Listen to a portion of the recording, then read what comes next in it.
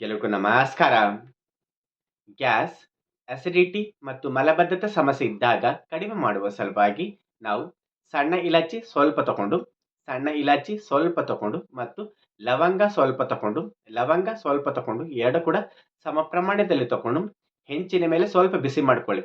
ಹೆಂಚಿನ ಮೇಲೆ ಚೆನ್ನಾಗಿ ಹುರ್ಕೊಂಡ ನಂತರ ಆರಿದ ನಂತರ ಇವು ಎರಡನ್ನು ಕೂಡ ನೀವು ಗ್ರೈಂಡ್ ಮಾಡ್ಕೊಳ್ಳಿ. ಗ್ರೈಂಡರ್ ಹಾಕೊಂಡು ಚೆನ್ನಾಗಿ ಗ್ರೈಂಡ್ ಮಾಡ್ಕೊಂಡು ಪೌಡರ್ ಮಾಡಿ ಇಟ್ಕೊಳ್ಳಿ. ಒಂದು ಸ್ಟೆರ್ಲ್ ಕಂಟಲ್ಲಿ ಹಾಕಿಟ್ಕೊಳ್ಳಿ. ನೀವು ಈ ಪೌಡರ್ನ ಒಂದು ಕಂಟಲ್ಲಿ ಹಾಕಿಟ್ಕೊಳ್ಳಿ. ಹಾಕಿಟ್ಕೊಂಡ ನಂತರ ಡೈಲಿ ಬೆಳಗ್ಗೆ ಬಿಫೋರ್ ಬ್ರೇಕ್ಫಾಸ್ಟ್ ಎದ್ದ ತಕ್ಷಣ ನೀವು ಅರ್ಧ ಚಮಚ ಈ ಪೌಡರ್ನ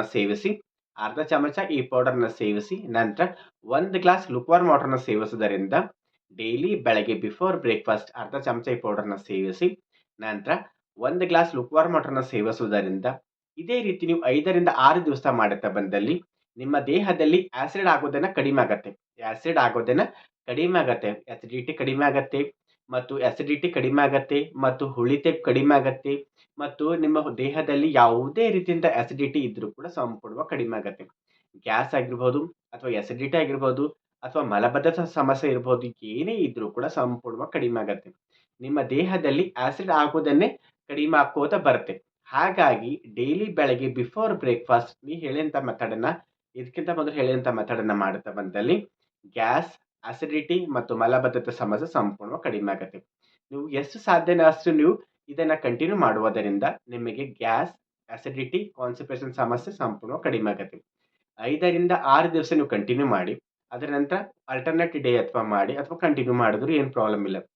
ಇದರಿಂದ ಯಾವುದೇ ರೀತಿಯಿಂದ ಸೈಡ್ ಎಫೆಕ್ಟ್ ಇಲ್ಲ. ಇದು ನ್ಯಾಚುರಲ್ ಆಗಿ ನಿಮಗೆ ಇಮ್ಯುನಿಟಿ ಬೂಸ್ಟ್ ಮಾಡುತ್ತೆ. ನಿಮಗೆ ದೇಹದಲ್ಲಿ ನಿಮಗೆ ಗ್ಯಾಸ್ ಆಗೋದನ್ನ ತಡೆಯುತ್ತೆ.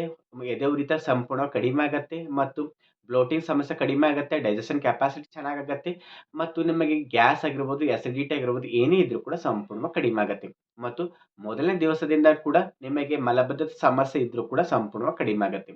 ಇದರಲ್ಲಿ ಗ್ಯಾಸ್, ಅಸಿಡಿಟಿ ಮತ್ತು ಕಾನ್ಸ್ಟಿಪೇಷನ್ ಸಮಸ್ಯೆ ಸಂಪೂರ್ಣವಾಗಿ ಕಡಿಮೆ ಆಗುತ್ತೆ. ಹಾಗಾಗಿ ಯಾರ್ಯಾರೆಲ್ಲ ಗ್ಯಾಸು ಮತ್ತು ಅಸಿಡಿಟಿಯಿಂದ ಬಳಲುತ್ತಿದ್ದಾರೋ ಮತ್ತು ಮಲಬದ್ಧತೆ ಸಮಸ್ಯೆಯಿಂದ ಬಳಲುತ್ತಿದ್ದಾರೋ ಅಂಥವ್ರಿಗೆಲ್ಲ ಈ ವಿಡಿಯೋನ ಶೇರ್ ಮಾಡಿ. ಹಾಗೂ ಈ ಹೆಲ್ತ್ ಟಿಪ್ಸ್ ನಿಮ್ಗೆ ಇಷ್ಟವಾದಲ್ಲಿ ಇದೇ ರೀತಿ ಮತ್ತಷ್ಟು ಹೆಲ್ತ್ ವಿಡಿಯೋಗಳಿಗಾಗಿ ಲೈಕ್ ಮಾಡಿ ಮತ್ತು ಶೇರ್ ಮಾಡಿ ಮತ್ತು ಕಮೆಂಟ್ ಮಾಡಿ. ಧನ್ಯವಾದಗಳು.